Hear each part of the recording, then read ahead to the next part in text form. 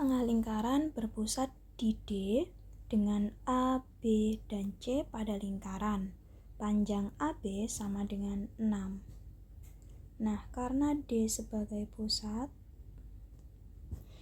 kemudian A, B, dan C pada lingkaran, maka jarak A ke D, B ke D, dan juga D ke C itu semua merupakan jari-jari.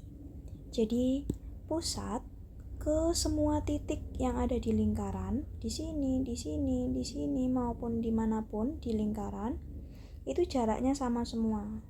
Nah, jarak itu namanya adalah jari-jari. Gitu. Jadi panjang AD itu sama dengan panjang BD sama dengan panjang DC sama dengan jari-jari. Oke, walaupun kita belum tahu panjangnya berapa ya, tapi kita udah tahu kalau panjang mereka bertiga itu sama. Kemudian diberitahu kalau panjangnya AB itu adalah 6. Lalu berapakah AC? Nah, kita harus tahu dulu ya, sudut-sudut di situ berapa, supaya kita tahu hubungan antara sisi yang satu dengan sisi yang lain. Nah, sudut yang diketahui hanyalah yang sebelah sini. Terus ini kalau misalnya diterusin dari sini sampai sini itu garis lurus. Nah, kalau garis lurus artinya sudutnya adalah 180 derajat. Berarti sebelah sini itu sisanya ya, berarti 180 kurangi 60. Hasilnya adalah 120 derajat. Jadi sudut yang sebelah sini itu besarnya 120 derajat.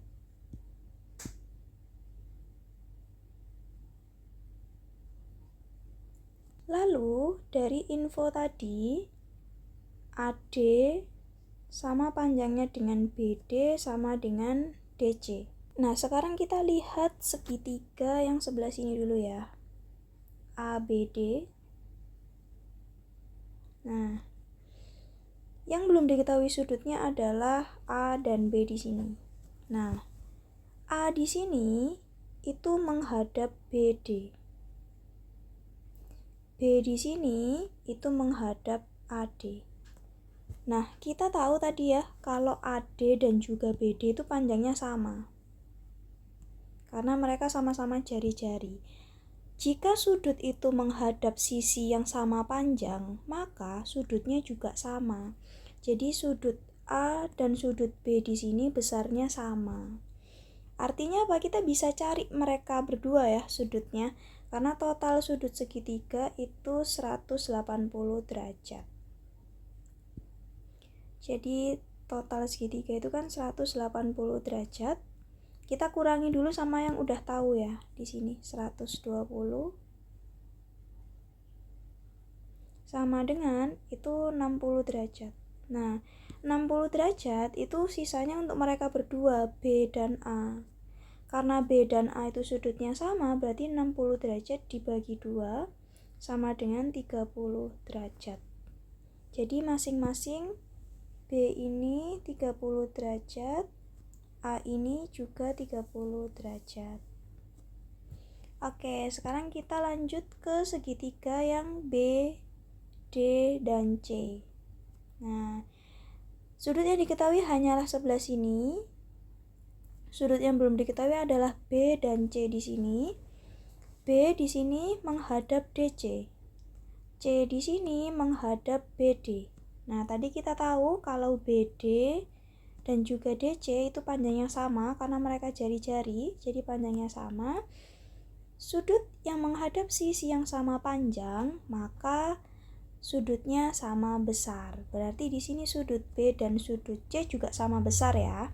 Jadi kita bisa cari juga 180 derajat dikurangi yang udah ada 60 derajat. Jadi 60 derajat sama dengan 120 derajat. Nah, 120 derajat ini sisanya untuk B dan C ya.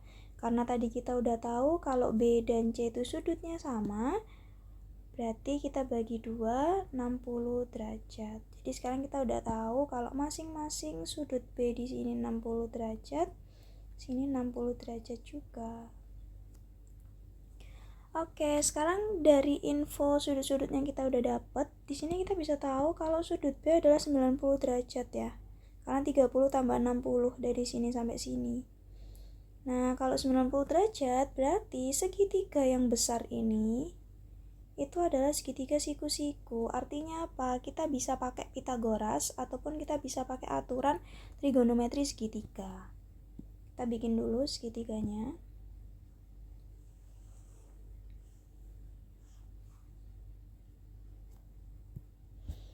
Kita taruh di sini B karena ini 90 derajatnya sebelah sini. Lalu yang atas A, yang di sini C. Lalu sudutnya di sini 30 derajat yang A. Yang C itu 60 derajat. Lalu kita hanya punya panjangnya AB ya. AB itu dari sini sampai sini itu 6.